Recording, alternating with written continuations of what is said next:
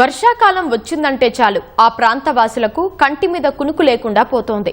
వరదల నుంచి ఎలా గట్టెక్కాలని బిక్కుబిక్కుమని జీవిస్తున్నారు.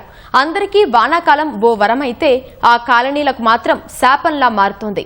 గతేడాది ముంచెత్తిన భారీ వర్షాలు ఇంకా వారి కళ్ల ముందు కదలాడుతున్నాయి. ఏటా తమ ప్రాంతాలు నీట మునుగుతున్నా ప్రభుత్వం ఎందుకు నివారణ చర్యలు చేపట్టడం లేదని స్థానికులు ఆవేదన వ్యక్తం చేస్తున్నారు.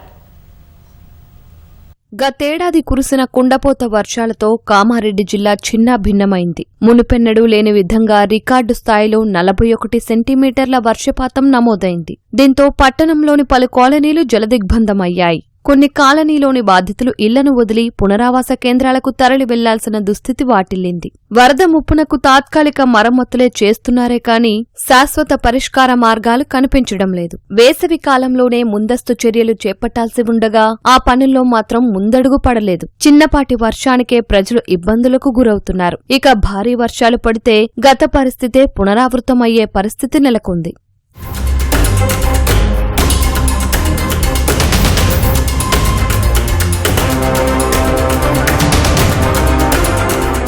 ప్రస్తుతం కామారెడ్డి పట్టణంలో 1,00,000కు పైచిలకు జనాభా ఉంది. పట్టణం విస్తరిస్తుండటంతో కొత్త కాలనీలు వెలుస్తున్నాయి. కానీ వీటికి అనుగుణంగా మురికి కాల్వల విస్తరణ, వర్షపు నీరు వెళ్లేందుకు సరైన చర్యలు అధికార యంత్రాంగం చేపట్టడం లేదు. చిన్నపాటి వర్షం కురిసినా 20 నిమిషాల్లోనే కాలనీలు జలమయమవుతున్నాయి. అలా ఏటా కాలనీలు ముంపునకు గురవుతున్నా అధికారులకు మాత్రం కనువిప్పు కలగడం లేదు. వరదల బారి నుంచి ఎలా సంరక్షించుకోవాలో అధికారులు చెబుతున్నారు కానీ ఈ సమస్యకు శాశ్వత పరిష్కార మార్గాలు మాత్రం వెతకడం లేదంటూ స్థానికులు వాపోతున్నారు.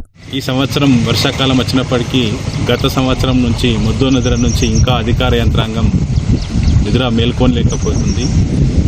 వరదలు వచ్చినప్పుడు గౌరవ ముఖ్యమంత్రి రేవంత్ రెడ్డి గారు వచ్చిండ్రు, కానీ ఎలాంటి సహాయక ప్రకటనలు చేయలేదు. కనీసం 1 కోటి రూపాయలైనా ముఖ్యమంత్రి స్థాయి వచ్చినప్పుడు 1 కోటి రూపాయలను ఇస్తాడని ఎక్స్పెక్ట్ చేసినాము. అయినప్పటికీ ఎలాంటి సహాయ సహకారాలు అందించలేరు.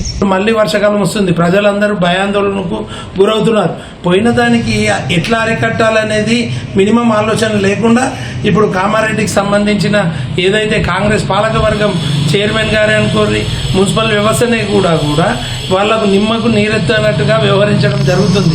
నేను గెలిచినటువంటి 8వ వార్డులో జీఆర్ కాలనీ మరియు కౌండిన్యా కాలనీలో రోడ్లు మరియు డ్రైనేజ్ వ్యవస్థ పూర్తిగా దెబ్బతిన్నది. జీఆర్ కాలనీలో ముఖ్యమంత్రి గారు పర్యటించి నేను మీ అండగా ఉంటాను, మీకు సంబంధించిన ప్రతి పనిని చేసి పెడతానని ఇంతవరకు 1 రూపాయి కూడా ఇక్కడ అభివృద్ధికి కేటాయించకుండా మొండి చేయి చూపిస్తున్నారు. వరద ముంపు నివారణ చర్యలకు 27 కోట్లతో పురపాలక శాఖ ప్రతిపాదనను రూపొందించింది. గతేడాది సెప్టెంబర్లో 1 కోటి రూపాయల నిధులు మంజూరు కాగా అవి గుంతలను పూడ్చడానికే సరిపోయాయి. జనావాసాల్లో ప్రధానమైన మురుగు కాలువలను శుభ్రం చేసే పనులు అక్కడే ఆగిపోయాయి. అధిక వర్షాలు కురిసేలోపే వరద నివారణ చర్యలు చేపట్టాలని ప్రజలు కోరుతున్నారు.